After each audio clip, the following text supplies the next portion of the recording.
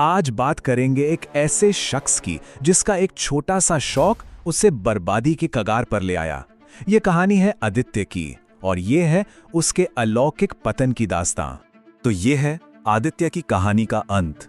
एक जीता जागता शरीर जिसमें कोई रूह नहीं, एक खालीपन, एक खामोशी। लेकिन सवाल यह है कि इस भयानक अंत की शुरुआत आखिर हुई कैसे?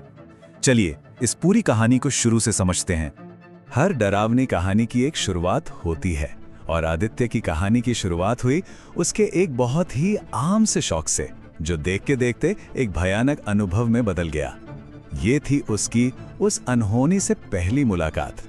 तो चलिए पहले ये जान लेते हैं कि इस हादसे से पहले आदित्य था कौन। वो एक आईटी कंपनी में मैनेजर था जिसे अपनी मोटरसाइकिल से बेइंतहा प्यार था। हर वीकेंड बस वो और उसकी बाइक खाली सड़कों पर शांति ढूंढने निकल पड़ते थे। मतलब बिल्कुल एक आम इंसान जिसकी जिंदगी भी एकदम नॉर्मल थी।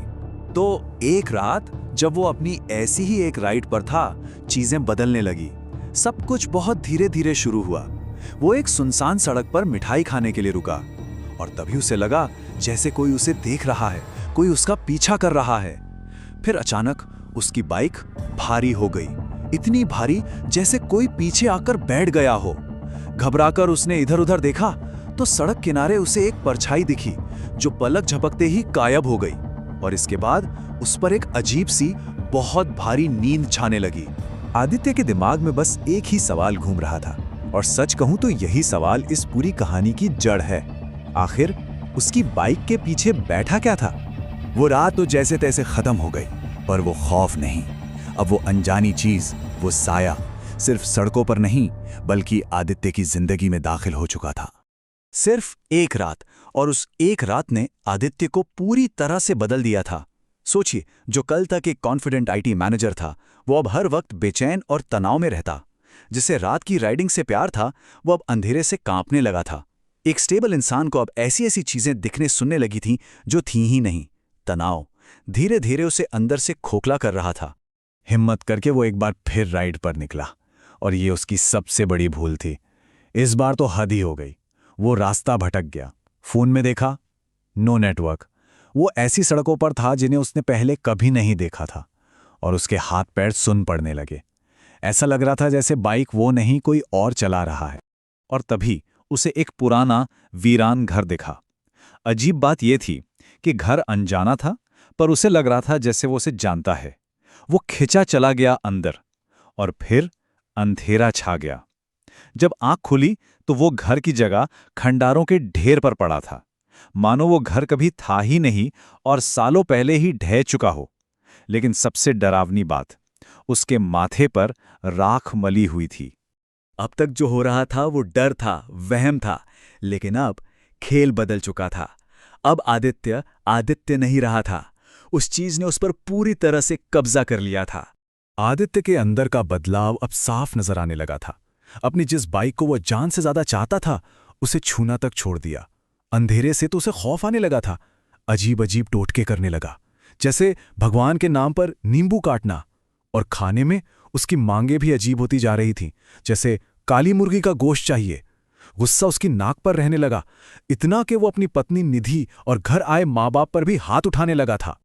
और फिर एक रात उसकी अपनी आवाज में नहीं बल्कि किसी और की नफरत भरी आवाज में वो चिल्लाया, मेरा बदला पूरा होगा, मैं एक एक से हिसाब लूंगा। अब ये साफ हो चुका था कि आदित्य के शरीर में कोई और था। अब हालात काबू से बाहर थे। डॉक्टर्स, साइकियाट्रिस्ट सबने जवाब दे दिया था। जब हर दरवाजा बंद हो गया तो परिवार के पास सिर्फ एक ही रास्ता बचा, उस अनदेखी ताकत से आमने सामने की लड़ाई। यहां पर एंट्री होती है उनके फैमिली डॉक्टर अमित की। वो एक समझदार आदमी थे। उन्होंने आदित्य को देखते ही भांप लिया कि ये मामला मेडिकल साइंस का है ही नहीं।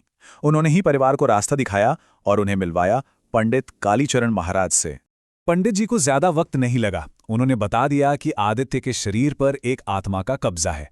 नाम था उसका अरुण, एक भटकती हुई रूह जिसकी मौत उसी सुनसान सड़क पर एक हिट एंड रन एक्सीडेंट में हुई थी।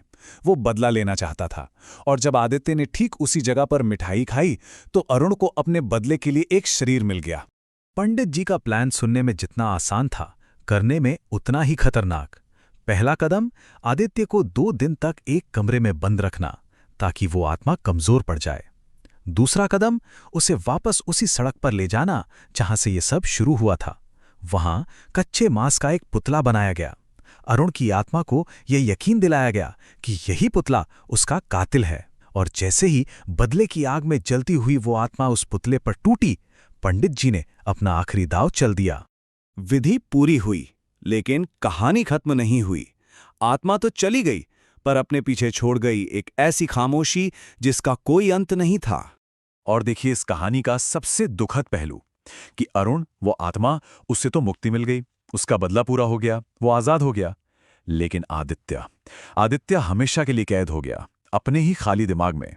ऐसा लगा जैसे वो आत्मा जाते जाते आदित्य की रूह भी अपने साथ ले गई। और आज आदित्य वापस उसी बैल्कनी में है।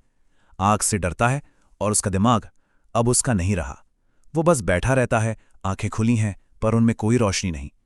कहानी घूमकर वहीं आ गई जहां से शुरू हुई थी।